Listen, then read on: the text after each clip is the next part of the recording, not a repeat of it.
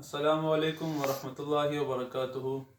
عزتمندو، اکثر ملګري دا تپوسونه کوي موږ باندې جادو شي کېږي او جادو را باندې بار بار کېږي او جادو نه خلاصېدل هم نشته دی، بدن هم خراب وي.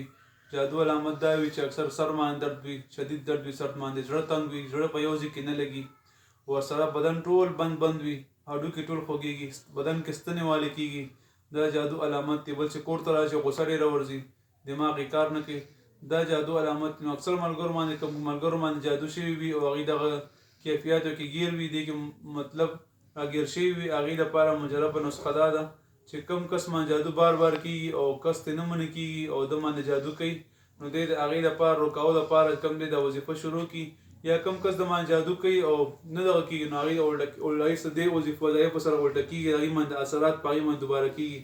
که تا باندې کوډې کوي، که منترې کوي، که د باندې کاله جادو کوي، که کاله علم د باندې کوي، چې څه شی هم د باندې کوي، په دغه سره به هغوی تاسو نه به الله پاک صحت کامله جله مستمره درکړي انشاءالله، او الله پاک به هغوی په دغه بیمارۍ کې هغوی مسلط کړي. یو حدیث کې راځي چې کوم سړی جادوګر لذیذ په دې نیت باندې چې په فلانکي باندې تعویض کوم، نو حدیث مبارک دی چې هغه تګ نه مخکې د ایمان نه خلاص وي. نو دومره سخت وعید پرې راغلی دی. نو الله تعالی موږ ټول تاسو د جادوګرو د کوډګرو نه وساتي. او هغه وظیفه دا ده چې کوم کس د باندې تعویضونه کوي یا په کوم کس باندې خپله تعویضونه شوي جادو وي پي، نو نیت چې پکې د هغه کس کوي چې کوم کس په ده باندې تعویضونه کوي، په هغه باندې الټه کېدو نیت چې پکې کوي.